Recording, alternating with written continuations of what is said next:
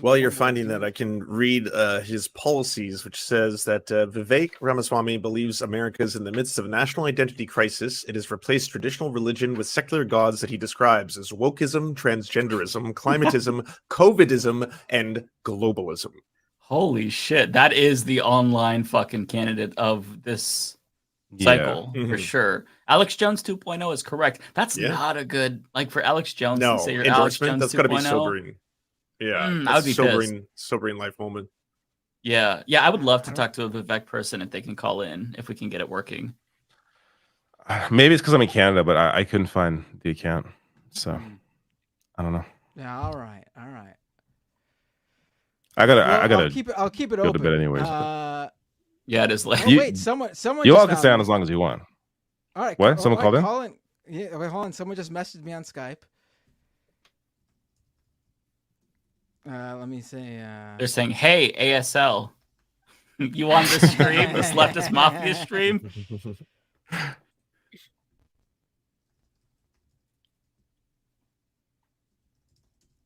Someone just said, "Oh, they're just saying they found me." Oh, okay. Okay, well, that means people can't find you. Yeah. Got people doomed live. I don't. Doomed live. People are too afraid. They're not gonna come. Yeah. You're all a bunch of scaredy cats. That's why. Let's use reverse psychology. That'll work on these people.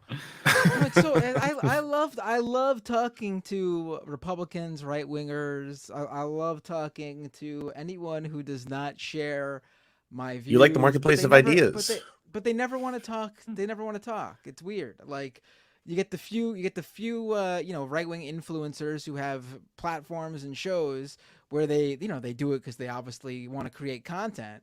But like most of them, even a lot of them don't want to talk either. It's just unbelievable. Unbelievable.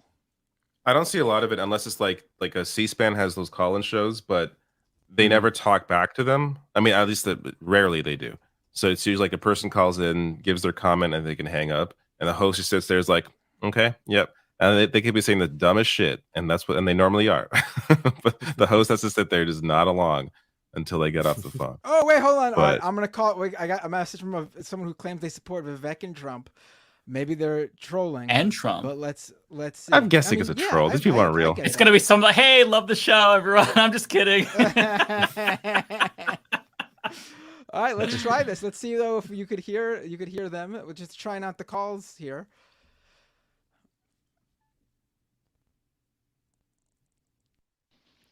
Hey, what's your name? Where are you calling from?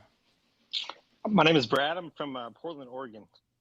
Brad from Portland, or I already don't believe you're an actual Vivek and Trump supporter. Why is that? Because you're from Portland, Oregon. Yeah, there's none of us here. Exactly why I'm a Trump and Vivek supporter. So okay, I'm gonna take you for your word. I'm laughing because I think you might be one of our regular listeners messing with us. But let's take it now that you are a Vivek and Trump supporter. So what do you think of the debate tonight? I thought it was interesting, but I thought it was definitely a sideshow to the reality that Trump is probably going to get the nomination. I don't think any of them have a real shot. I mean, like Trump mentioned, it's pretty much he has it in the bag, and that was just sort of a who's going to get the VP. That's pretty much it. Right, and you think, yeah. Not wrong. Who do you think performed the best tonight? I think Vivek performed the best, and I was watching a bunch of streams, not only yours but like others, and there's polls and stuff, and it seemed like there was the most support for Vivek. And I think, I mean, it's likely either he or I forget the DeSantis. I'm not sure about DeSantis, but I think, yeah, it was just a show for like who's going to get VP. To be honest, do you really think? Let's say as the primaries roll on and Vivek continues to have second place, and the primary elections happen, and Vivek continues to hold strong in second throughout. Do you think Trump would actually pick Vivek though as his VP? I think you'd be strategic about it, and I think it wouldn't be a terrible choice. Like, I think I listened to an interview Carrie Lake, and she's actually going for that role as well.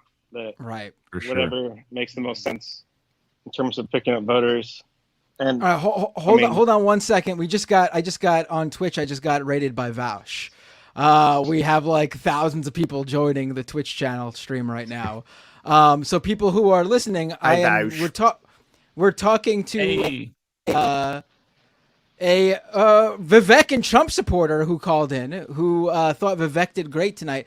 Now, what do you specifically like about Vivek? Like, give me some things that make him like because you said you're a Trump supporter too, so I'm guessing Vivek's like your in the pocket choice. Like Trump is first, right?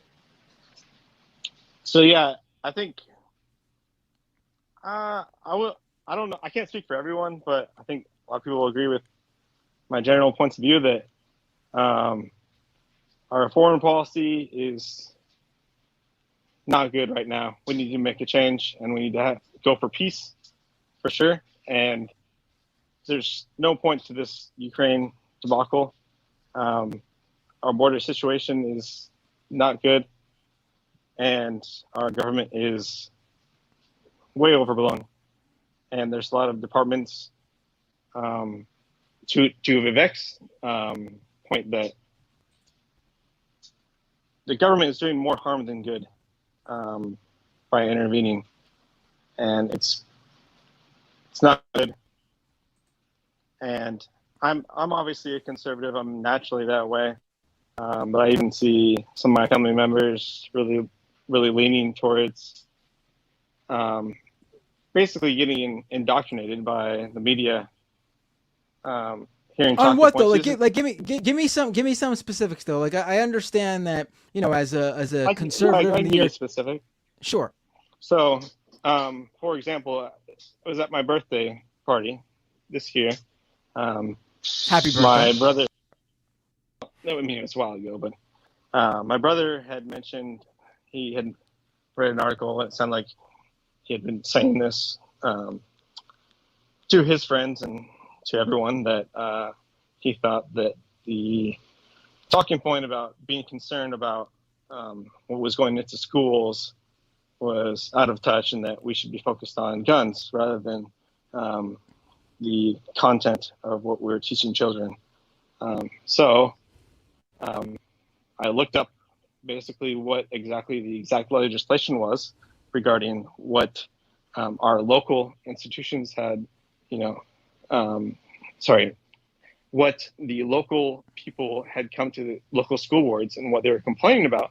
And they were complaining about a couple of specific books that they thought were inappropriate. And I pulled up those specific books. I could basically read them, and I started showing them pictures to my brother and his wife, and he thought they were wildly inappropriate. And yes, I don't think you should show sexual reproductive things to fourth graders. That's inappropriate, and he agreed with me. Really? I mean, I sex education. No, that's where I was taught. The stance of whatever the media told him, and I find that very troubling. That he would just, take them for the word. They were telling the truth when that actually is maybe something of concern. So these parents, and that's more important than dead children. That's more important than dead children. Yeah, but can he hear us or no? Oh, he might not be able to hear us. Oh, he might not be able to hear you guys, right? Okay, that's going to be one of the issues here. Okay, now we know. Well, something. We can relay our thoughts. So I'll relay the message. Ask him, Matt, about his thoughts about how if you teach kids sex education, that actually reduces the ability of them, or the prospect of them getting sexual assaulted, because then they know what to look for. They know what is and isn't inappropriate. Right. So Mike wants to, and we'll figure out how to change it. So yeah, we'll have to figure this playing out. Telephone. This is We're playing four-way Right. telephone. Yeah, this sucks. Okay. Right. But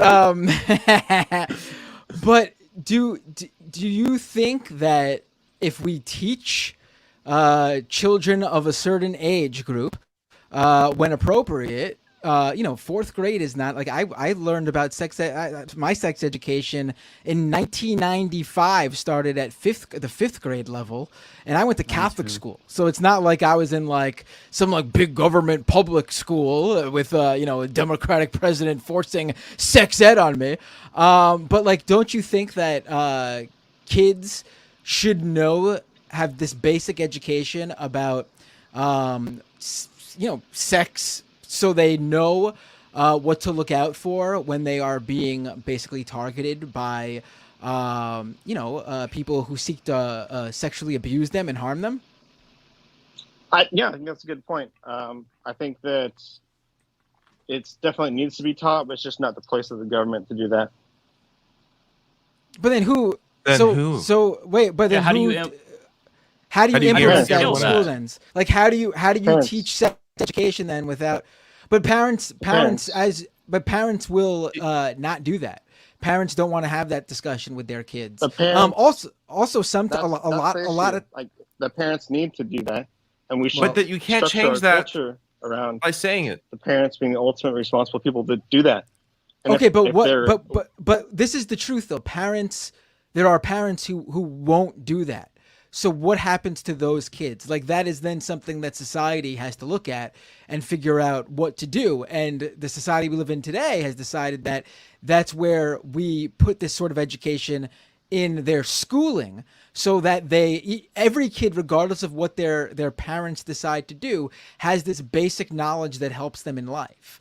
Absolutely. And it goes to the point of what many of the candidates were saying, that if there's schools that want to teach that, they can, or feel like they need to, they can.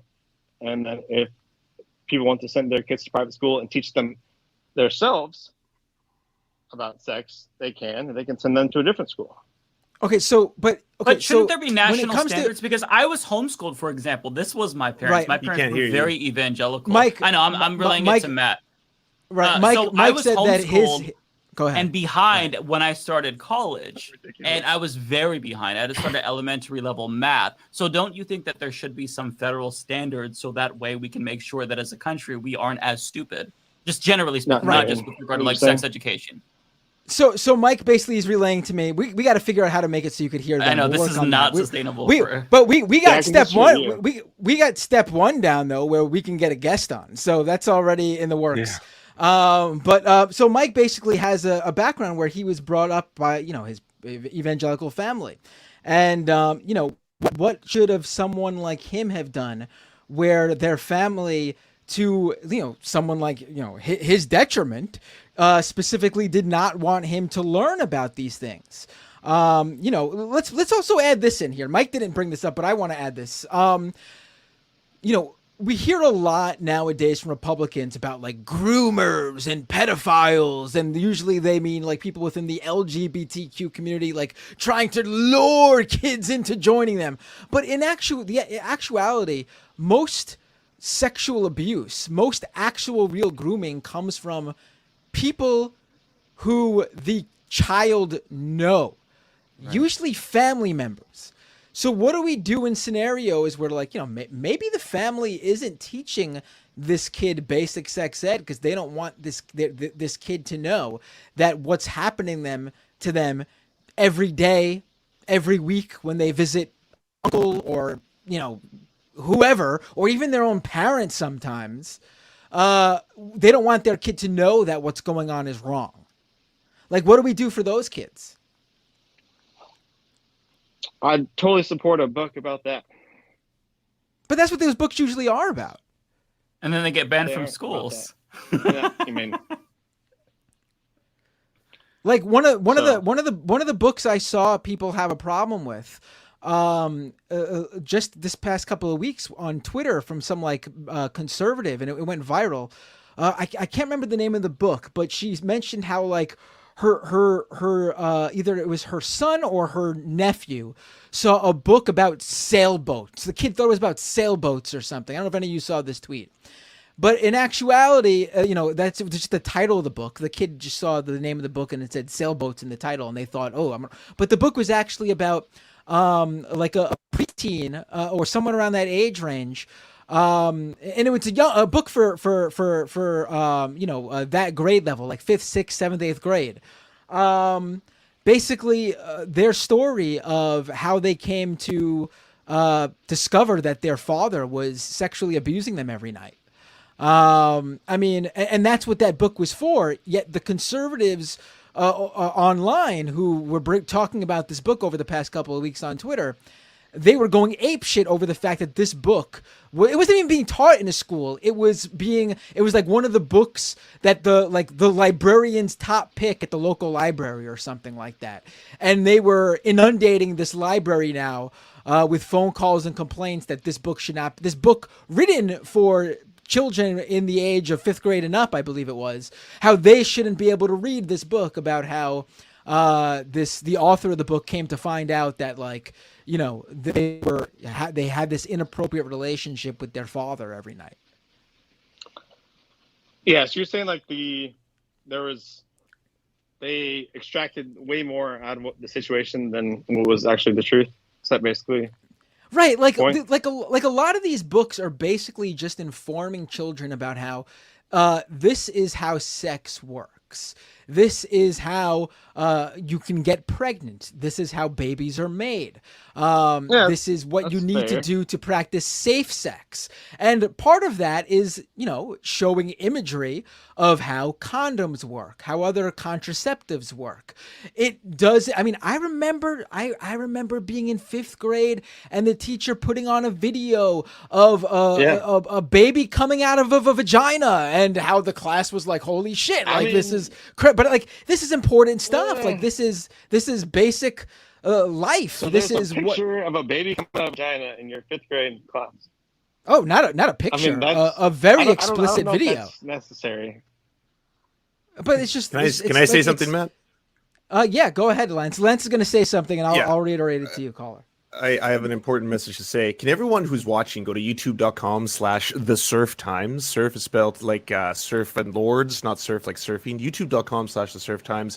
I gotta head out, y'all. Trans rights are human rights. That'll be my last message of the day. And I'll see all of you guys tomorrow for Leftist Mafia. I can't hear Lance. Right? All right, so Lance. It's a very important message. So he was right. Lance was jumping. So I mean, I don't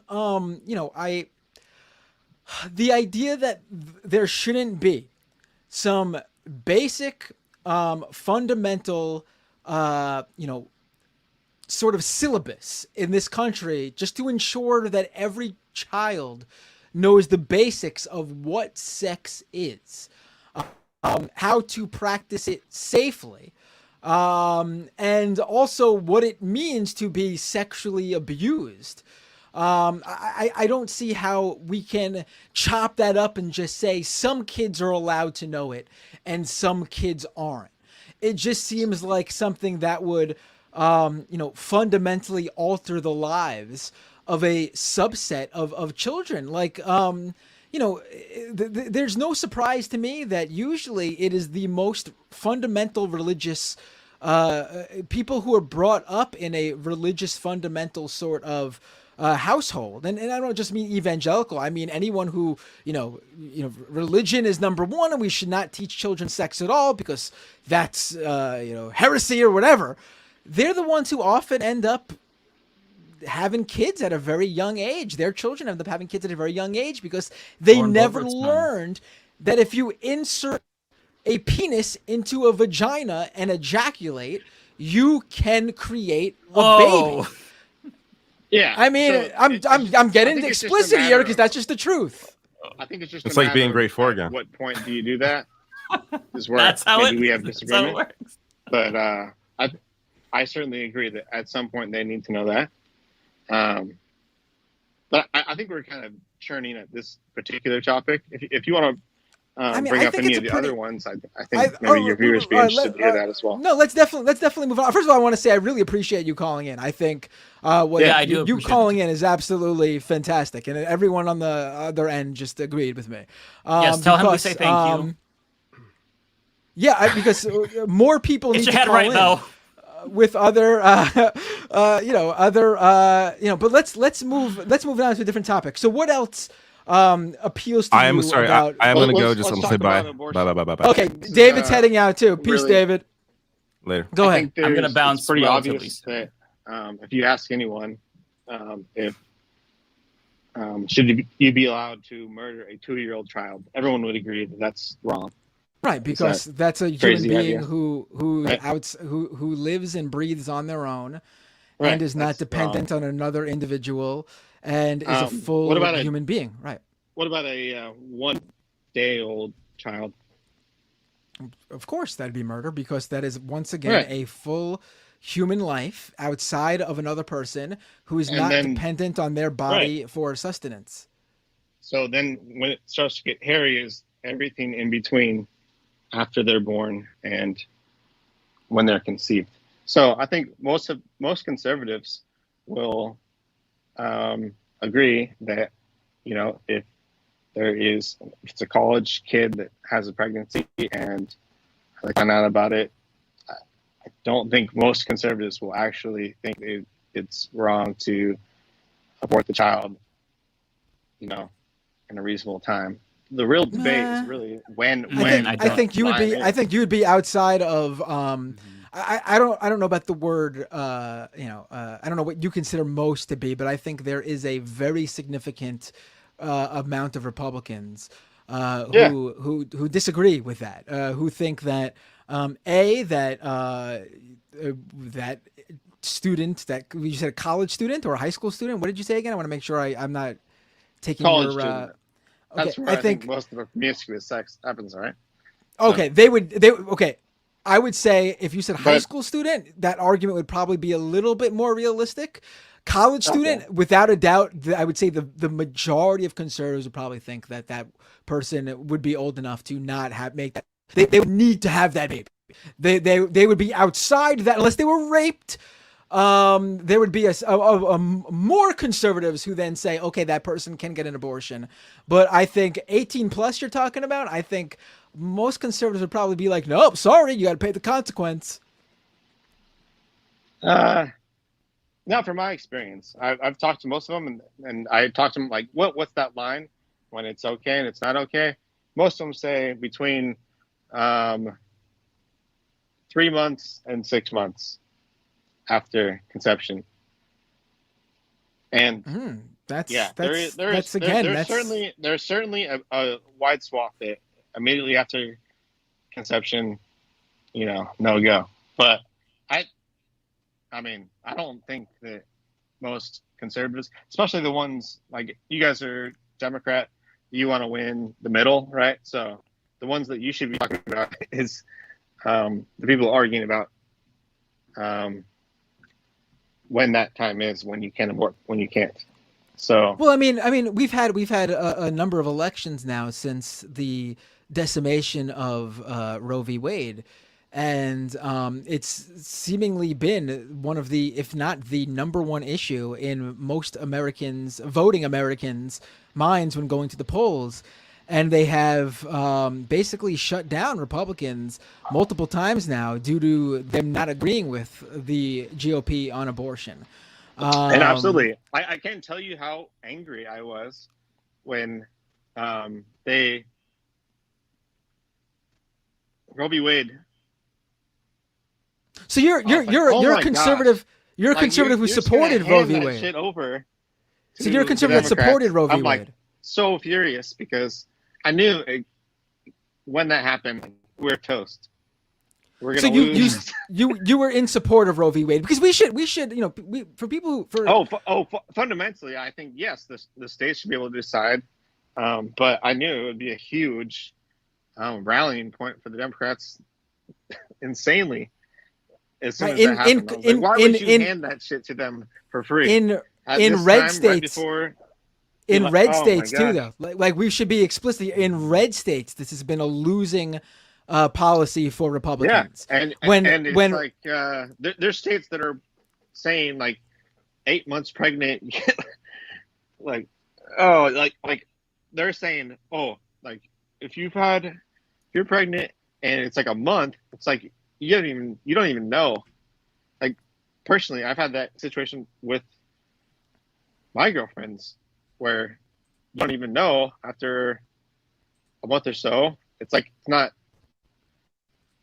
that's a very easy mistake, and then you're like trapped having that child. That's terrible to put that on. But the 8 months question, though, can you correct him, Matt, on that? Because that doesn't happen. Like, just like yeah, women aren't having So- 8 month so abortions Democrats just for no reason. feed on that, and I was like, oh my God, we're toast. So let me ask you this: you brought up 8 months or something. So you're saying, I guess you brought up like 3 to 6 months in your discussions with people. I'm guessing you believe that an abortion after 6 months. Let me give you that. 6 months would be something you would want to see. That should be the time limit. Like after 6 months, sorry, you can't get an abortion. Is that what your belief is? I think at some point, I mean, I haven't really decided, I guess, or spent enough time thinking about it, but like I've heard like the argument about, I think it's like heartbeat or like brain function or something like that. But there's a point where you can say this is a human and you can't murder it. That's All right, so what if somewhere in there, maybe 4, 5, 6, I don't know. Okay, so what if there is a situation where after that 6 month period, what I guess conservatives would consider to be late term abortion time period, what if during that period the mother's life became she something went wrong and she could have lost her life, or a situation where the baby, the fetus, is basically something went wrong, it's brain dead, is not living. You think that the woman should have to carry the fetus to term in either of those scenarios? So I guess after any of you like make the determination like this is a life, then you have to treat each human equal.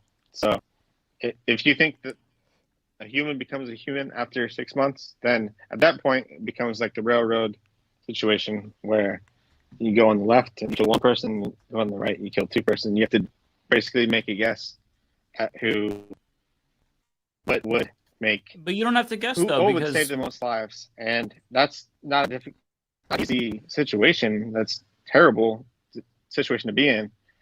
You try it, and that we should generally the government should stay out of that situation. It should be left to the doctors. If you get into a car accident and the person in the other vehicle, it was your fault, you were speeding, and the person in the other vehicle is, they're injured horrifically in the wreck and they require a new organ, a kidney transplant. Mm-hmm. Should you be required to, should the government require you to, provide one of your kidneys to that person who you injured and, made it so that they had to have a kidney transplant?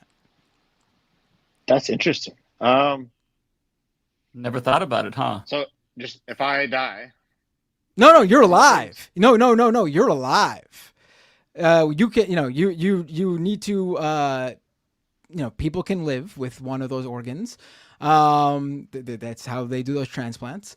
You could donate those sort of organs to a family member or someone who has, your blood type or whatever. I'm not a medical, professional, but that's the, from what I understand. But you get into a car accident, you're fine. The person in the other car is injured and requires you to donate one of the organs where you would still be fine. You would be able to live your life completely normally. Being that you are responsible for that person requiring a new organ. Should there be a law or a rule where you need to make sure that person lives? That's a good one. It's a life. It's a life. All right? life is precious. It's a human life. Come on, this is easy. I wish I could talk. Right. But here's the thing though, like that pondering that you're doing is the same sort of thing. And like, you're not even in the situation. We're talking about this hypothetical scenario. But it's analogous to what basically a woman goes through when they have to decide, these sort of things with their own health. But the difference is that it's kind of our a situation, stranger though, isn't it? That woman doesn't know it's a the member fetus of our community. But that woman doesn't know the fetus inside her. That fetus has done nothing for anyone. That stranger you killed could have an entire family. That stranger. That's an outlandish comment. Like, why a fetus hasn't done anything for? Are you saying that the mother has no connection with the fetus? No, that's whatsoever? probably what that's the one individual who is probably most emotionally and physically stressed and hurt and by this whole scenario. That's my point. Like, the government should not step in and tell that woman what she can and cannot do in one of the most, if not the most difficult decisions she'll ever make. See, there you go. I agree. You're on my okay, team. so thanks, man. No, but how is that your scenario? Also, you want states to say that woman Roe v. Wade, it has the government intervening into those things. So you're basically agreeing with me by saying that the government. No, but you said that Roe v. Wade was basically, you support it because you thought conservatives would get shellacked. Roe v. Wade was a national thing, and all it did by removing it was leave it to the states. Correct. Okay. Are you saying that Constitution was designed? Are you saying that state? We have no right whatsoever to impose upon laws at a national level. Has he heard of the supremacy clause of the U.S. Constitution? Wait, so do you? Or this Wade was saying is that we're going to supersede states' authority to impose laws that they cannot supersede. So you don't view state government as government? Yeah. You don't view state government as government? Federal government. No, I absolutely believe in state government, but the federal laws need to be. So you're very, okay. Very okay. Important things that we do things. So you're okay. Be decided by the states. So you're okay with the governor basically running a Big Brother fascist style regime on their state, as long as it's not on the federal level. So the governor can basically say no abortions for anyone, and you don't think that's the government getting involved with an individual's right to have a medical procedure or do what they think is the best for their own personal health. I don't think it's the federal job to do that, and we have actually in the past we've states who have done really bad things, and it was the Civil War. We invaded them and stopped them. But I get that you think that federal government bad, but you're basically saying though that a governor can do anything they want, and you would not be against that as big government. To you, that's not big government. A governor basically, if the governor did eminent domain on your home, you would be fine with that because it's not the federal government doing it. Or what if they taught sex education to kids too early? That's fine. Is that fine? Right. Or if a governor passed a law saying that we're going to start teaching sex ed to kindergartners, that's not Big Brother stepping in because it's just the state. It's just the governor doing it. Yeah, but I mean, like, the topic of the conversation is the presidents. So we're talking about the federal level. So that's why I'm bringing that up. But generally my opinion is that the state should decide what they should what they want to do. California is a much different state than Arkansas, and like their cultures reflect that, and it works better that way if people can make their laws based upon their own cultures.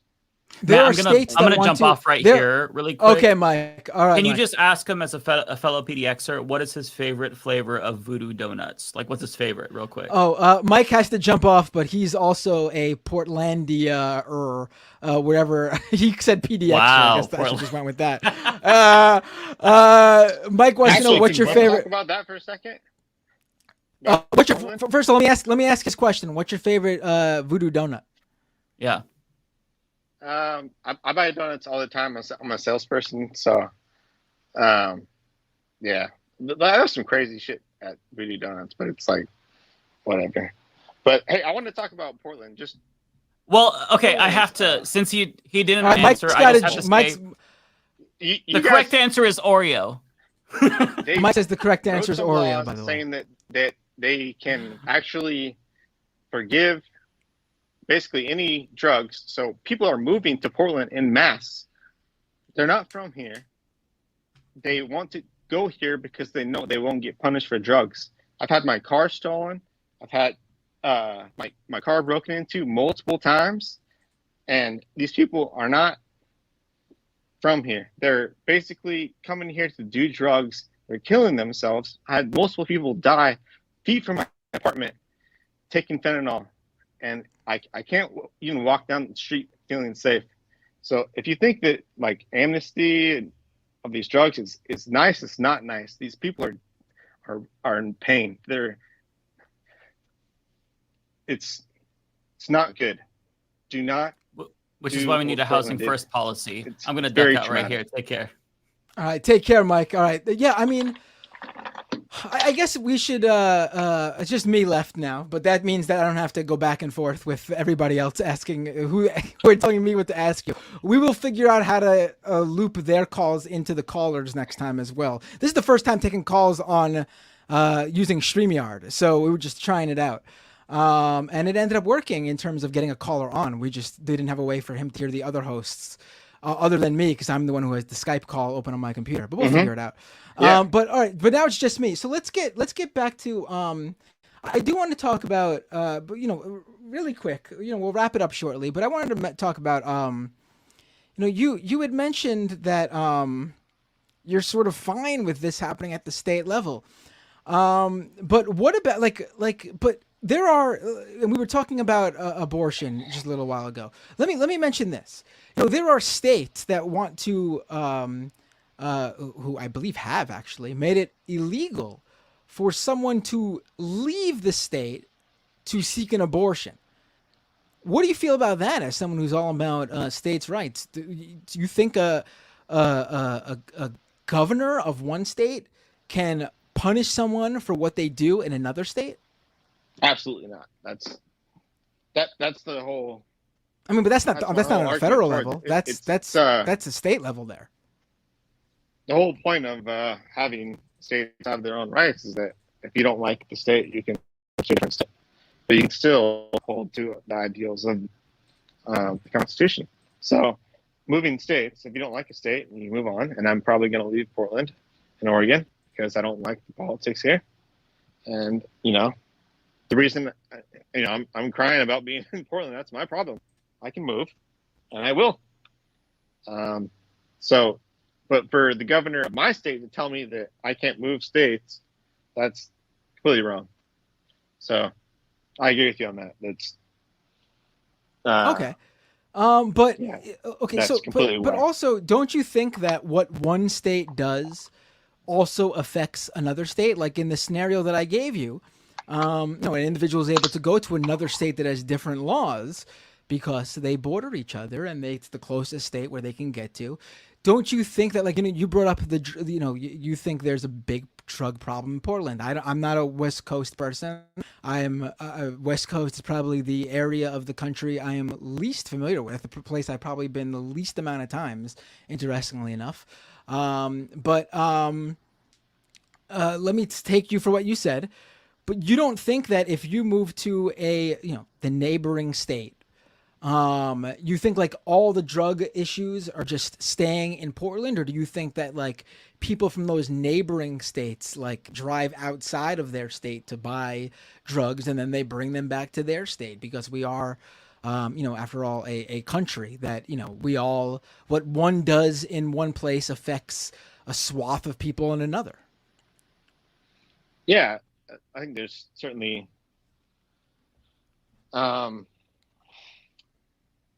what's your question exactly? I'm not sure I understand it. Well, don't you think that as a country, to just as a united country, that we are 50 states, yes, but we are also the United States of America. Don't you think that federal laws are important to make sure that people in one state aren't subject to the bad decisions of the state government or local government or whatever in another state? I mean, that's a consequence. I just, it is what it is. I feel like it's worth to. There's more upsides than downsides to that, but it is the federal responsibility, for one, to maintain the border between Mexico and the USA, and 100% of that fentanyl is coming through the Mexican border, and I blame 100% the federal for the amount of fentanyl that is on the streets, literally 100 feet from me. And I don't know about 100%. My local government for allowing this to be a thing. And someone stole my car, and they were sentenced to 18 months in jail. A felony, that should be a long time in jail for stealing a car. But they don't have the prosecutorial resources to deal with that, and I guess I just have to deal with it. But it's literally a nightmare here. Stealing a car. Listen, I certainly sympathize with you. I've had a car stolen before, but I mean, it's certainly not even close to being like a very serious crime. It's not. You don't think that's a serious crime? I mean, compared to like murder and homicide and rape and trafficking and all these other very serious crimes. I mean, it's certainly serious, not. But it's certainly not. It's I mean, yeah. I listen. I appreciate you calling. I mean, crime. So let me ask. Let's end on this. Let's end on this instead of going to so you think Vivek is your guy because I guess you think he's going to what? I think that Vivek, he understands how to win. I think that how to win what? Like how to win the election? You mean, or shake things up and make some change? I like he mentioned destroying like the Department of Education. I think that and like several other issues. I want to make the government way smaller. How small? I think that like what like how small though? Like what do you think is what's your issue like in terms of like I agree there's probably areas where I mean probably there's certainly areas like for one the defense Department of Defense our military I think we can greatly cut so much of that, and I'm not talking about and I'm not talking about in terms of providing salaries and healthcare to veterans and benefits to veterans, I should say, and active duty military. I'm discussing like how much we spend on weapons, how much we give the military industrial complex. I agree with you there, but like for me, it's not like all of government's too big, because I just want government to be whatever size it needs to be to work. And for me, we are overspending in one area. I don't think we put enough money into education. I don't think we put enough money into social safety net programs. I don't think we do enough for, we do enough for people in terms of welfare, Social Security. I think there are. Yeah, I totally agree. So for the education thing, I think I'm willing to get my mind change on that stuff. But generally, I think government spending needs to go down. And I think, let me tell you this, it's my job as a conservative and for all conservatives to tell progressives that they have a lot of ideas, they want to change everything all the time, but it's the job of a conservative to say, hey, hold on a second, slow down.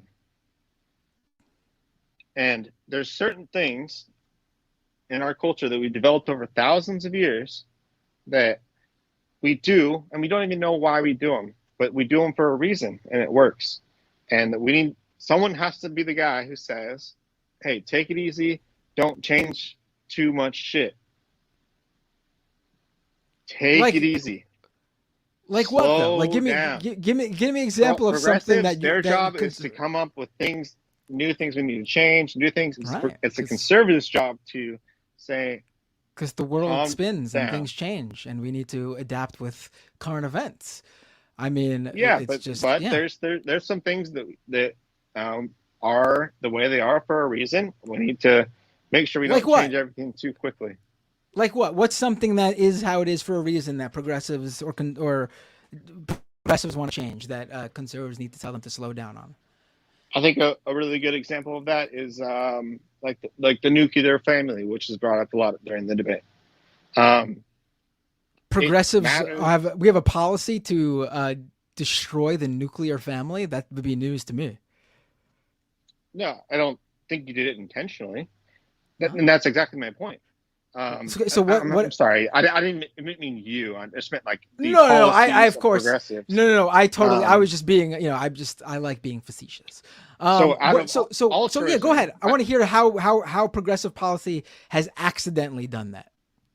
So out of altruism, we had made a lot of incentives towards people who have kids, out of wedlock, and now it's like a situation where it's an incentive actually to father not in the home.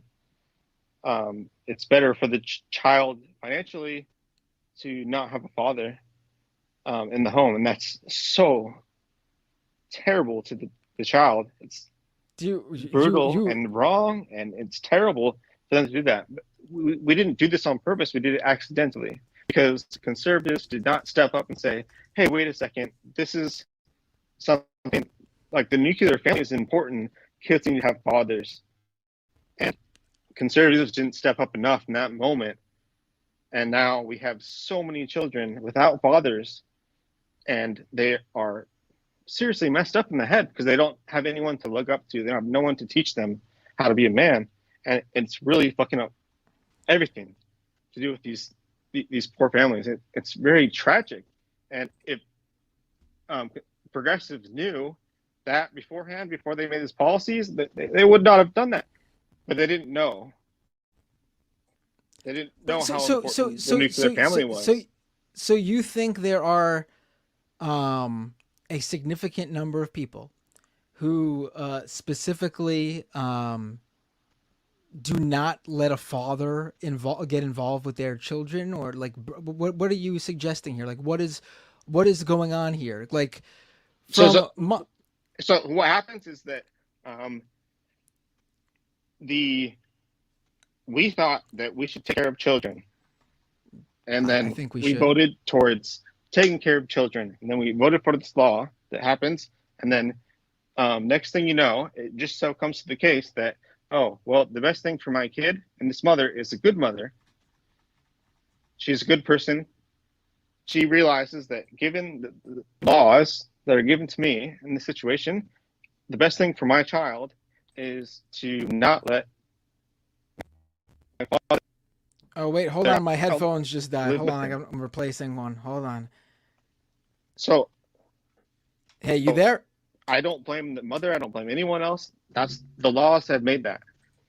And what ends up happening is the kid is seriously disadvantaged, and it wasn't anyone's fault.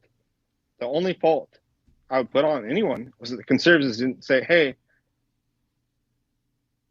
why didn't we think about this a little deeper? Why didn't we stop this?"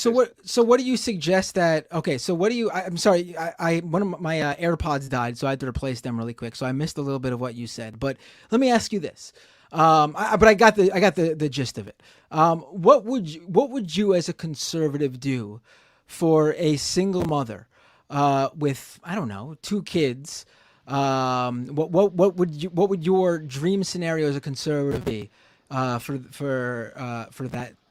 that situation? Single mother, 2 kids. So for me, prevent it from ever happening. I mean, that's kind of a cheat answer, but how do we prevent that? How do we prevent that from happening?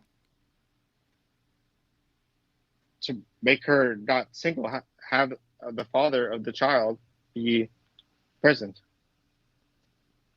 18, 19, 20-year-old gets pregnant. Nothing that could have been done about it. I mean, something could have been done. Yes. Something could have been done about it, but conservatives don't want them to do that. So, we had a whole conversation before about abortion. So young single mother, kids. She's now in her early 20s. What do we do for them? They need to eat, right? They need a place to live, right? What do we do? We should take care of them. Right. Of course. And that's what we do. That's what we do. Right. But you said that conservatives don't have a problem with that. They have a problem with they think we should slow down. This shouldn't be. No, we should have done something before that happened. What though? Not incentivized to kick the father out. How is that incentivized? The father just was not involved. The woman did not have any idea she was going to get pregnant. Maybe she did in some scenarios, and the father turned out to not be the type of person who she thought he would be, and he just up and left. What do we like? How do you as a conservative stop that? I think that we need to make a point that being a father is really important, and that if you conceive a child, that you're responsible for that child, not the mother's sole responsibility. And if you don't take a step to be a part of that child's life, then you're doing extreme harm. Right, we do that. We do that. That's what child support is. But there are a lot of people who don't pay child support. There are a lot of people who do pay child support, but they don't make enough money to really give anything substantive to the mother with the children. So what do we I don't know what scenario conservatives think is happening, that women are purposefully getting pregnant, having lots of children. Doing it. I'm not saying that. Okay. I think it's all an accident. It's or out of their hands, right? On purpose. Right. Well, there are conservatives who think they do. But I'm glad you're not one of them. It's terrible for everyone. Right, but listen, I don't get what you're saying should be done though. If a woman has children and she needs to provide for them, but she's a single mother, she can't go to work because who's going to watch the kids? Or maybe she does go to work and she needs to pay for childcare, and she's a lucky person who's able to afford childcare to begin with. But then also, childcare isn't cheap, so they're paying for childcare. And after they pay for childcare, the amount of money they make isn't enough to sustain a living wage for a mother with 2 kids. I mean, I don't know what the whoa you're going too far here is by giving them. I think I don't know the situation in each and every state. But I think in New York, the max amount that they can, a single mother with 2 children can receive something like $35,000 a year or something like that. In overall, the entirety of welfare benefits, I believe. Food stamps. Yeah. I mean, that's That's not a lot of money for raising 2 kids. And that's New York. Yeah. I mean, I stayed a couple nights in New York. It's expensive as shit. Right. Here's the thing that really like confuses me about like the conservative ideology. Like we don't want to teach children about sex. We don't want to educate them on what sex is and what could happen from sex. But so we don't want that to happen. But then they go ahead and get pregnant because they don't know what happens when you have sex. But then we don't want them to get. But then we don't want them to get abortions, right? So then we have young people having kids when they're not in a situation in their life where they are educated, have a job or any sort of job prospects. But then we complain about giving those people money just to survive. But also, it's the party that really cares about children, but doesn't want to give them money. Like I'm like really straining here, and I think I'm being quite generous too in how I know there are people in the chat who would probably phrase this in a much different way, but like I don't understand where the issue lies for conservatives then. In terms of like, slow down. Okay, you don't want to teach them about, you don't want them to learn about sex. You don't want them to have abortions. You care about kids, but you don't want to give them money. So what's the solution? Like you're just saying like fathers should stay with their. I mean, we could say that till the cows come home. It still happens, and it's still going to happen. It doesn't matter. Another thing that's been detrimental to the nuclear family is the fact that the cost of living is so much money and wages haven't kept up with it, that in a lot of families, it is a requirement for both parents to work. And that means they spend less time with their kids because both parents are now working. And then, of course, money issues is oftentimes a major point for the I guess decay or destruction of that familial relationship, and oftentimes is a major factor in divorces. But conservatives don't want to help there either. They want businesses to run rampant in terms of how they can. They don't even want a minimum wage. They think people, if someone wants to take a job for $1, they should take a job for $1 an hour. Like that's where I'm I'm throwing this all at you here, but it's like this never-ending circle of I don't want this to happen, but I support all the reasons that it does happen. And then that secondary issue, you don't want that to happen, but you support all the reasons why it happened. And then that third issue, you don't want it to happen, and so on. Like it's just like a human centipede of conservatives saying, we don't want this to happen, but we're gonna let it happen. But then we also don't want to stop the causes of it happening. Right. So I basically agree with you on most things. So what I'm saying is that the more you try to do, the more you're gonna fuck it up. I'm sorry, say that again. The more you try to do, fix it, the more you're gonna fuck it up. I don't think so. I think giving people. I honestly, that's my belief, that you and the government, if they try to do more, they're gonna fuck it up more than it already was. And I think you're absolutely right that the economics have a massive contribution to that. And I think some of the policies with energy and foreign policy and not dealing with corruption are the primary issues. And I think that's, to bring back Trump, I think that he hit some of those. I didn't vote for Trump for any of those social policies we've been talking about. I voted for Trump on the wall issue and his foreign policy issue and his pro-jobs. And, I don't think he really needed to cut capital gains tax. But I saw, when Trump was in office, an enormous gain from the lower income. And all of these issues that we're talking about started getting better really fast. And I think if we go back to that, a lot of those issues will go away a lot quicker.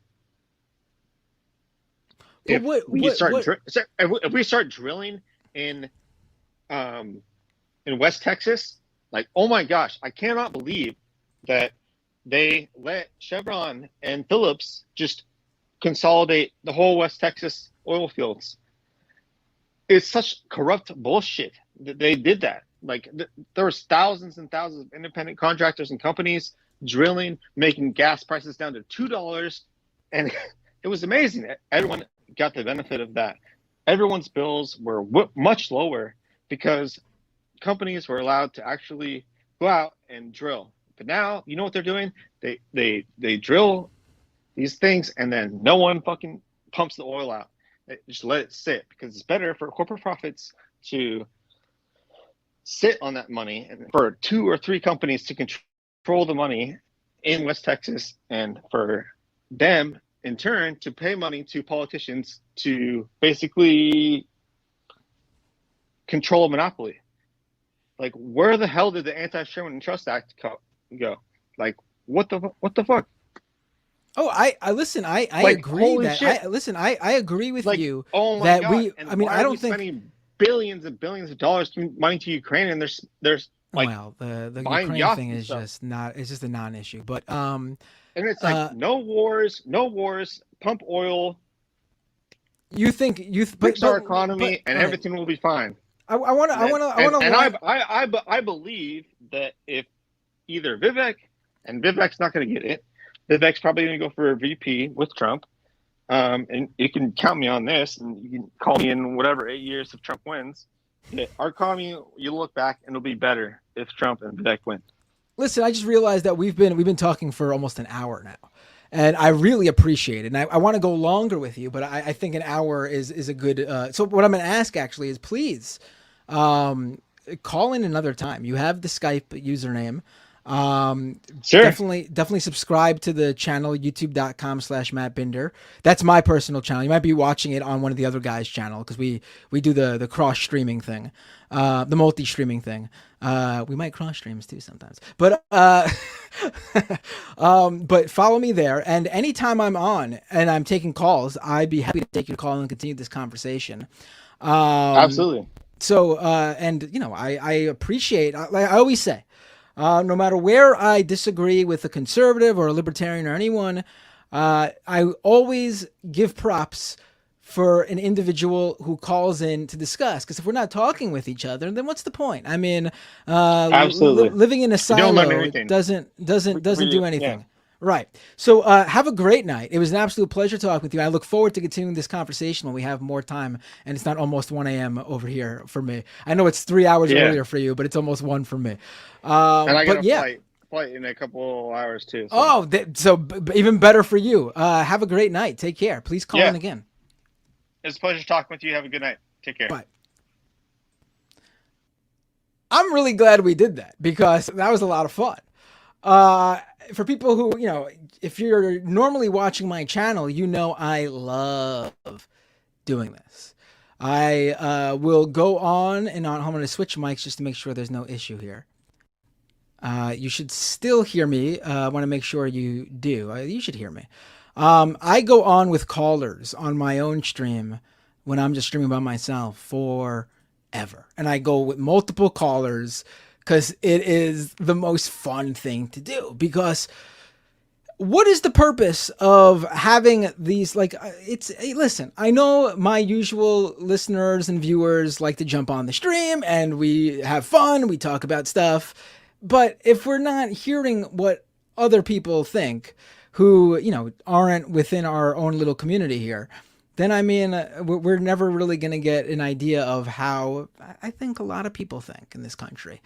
I want to first of all really say up front that I'm really happy Brad called in. And like I said, no joke, I give props to anyone who does that. I don't care who you are. I even say that for conservative influencers who actually have on other people.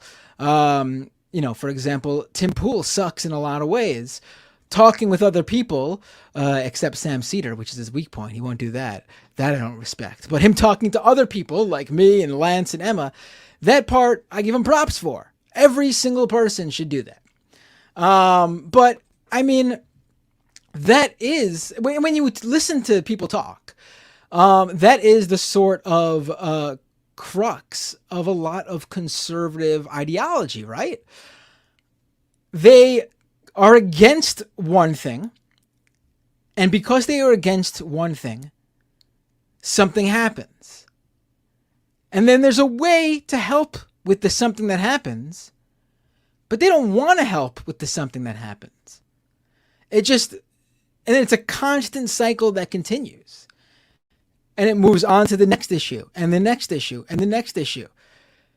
And then before you know it, like I said earlier, you have a human centipede of broken policies that are all distinctly caused by the preceding one. It makes no sense. It makes no sense. This caller has someone's messaging me on Skype. Excuse me. You only pick idiots to show dumb side of conservative Republicans. I don't ever pre-screen my calls. I don't care if you're a fan or you're calling in to debate me. I have never pre-screened. This is not the person I just spoke to. This is someone else who wanted to talk. It's 1 a.m. on my end. I would be happy to take your call the next show. I'll absolutely do it. I mean, I don't know how long. I mean, I'm feeling myself tired, but I mean, if you really want to do it at 1 a.m., I mean, I don't know where it's your time, but I mean, I don't pre-screen my calls. I just take the call as it comes in, first come, first serve, like general admission. And yeah, Phil says in a super chat, you go too long sometimes. Yeah, and I give people too much time sometimes. There's a lot of times where it'd probably help me to just be like, all right, enough of this one. Whoever calls in just calls in, and that's the call I take. So to the person who wants to talk to me next time, I'll be happy. In fact, I will put you at the front of the line. Please follow me, youtube.com/MattBinder, twitch.tv/MattBinder. Next time I am live and taking calls, stream just me, I am 100% taking calls. I don't know if I'll be able to figure out the phone system for tomorrow's stream with the other guys for Leftist Mafia. Everyone you just saw for the debate stream, I'm going to be on with them again tomorrow night, 8:30 p.m. for our usual Thursday night Leftist Mafia stream. I don't know if I'm going to figure out how to get them to hear the calls. I don't think we could do the call-in again with them not hearing it. It was just a last-minute idea to just test it out. And we realized that 50% of it worked, the other 50% didn't. But I will be happy to take your call next time. 100. I'll put you at the front of the line. This, and this is, it's not just to rag on. I don't think I'm ragging on him, but to even like critique the caller's arguments. But what you heard from the caller was just a non-media prepared version of what you heard on the debate stage tonight. There was no difference between what the 8 people on the stage tonight were saying. In fact, I think the caller was better in terms of he was without a doubt in certain aspects, specific policy aspects, probably more liberal, or I should say to the left, not on the left, more to the left than how right-wing all the people on the debate stage were tonight. But the line of argument, it's pretty much the same.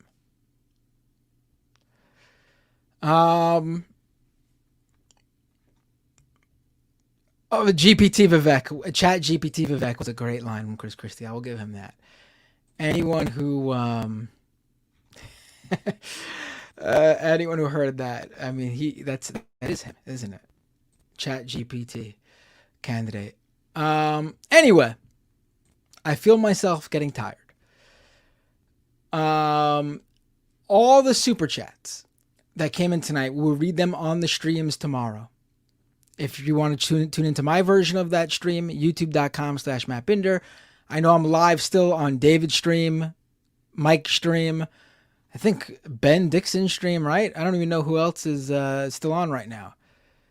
If you're usually a subscriber to theirs or watch via them, make sure you subscribe to my channels too. Tomorrow is 8:30 p.m. I'm also on the Majority Report tomorrow. You know, the Majority Report with Sam Cedar, although I'm not on with Sam Cedar. I'm on with Emma Vigland and Brandon Sutton. So I'll be on Majority Report tomorrow afternoon. And then Leftist Mafia with all the people you saw in with us tonight for the debate at 8:30 p.m. And yeah. Who should I raid over on Twitch, by the way, before I say farewell? There's let me see who I should raid here. Who's doing debate stuff? Anyone?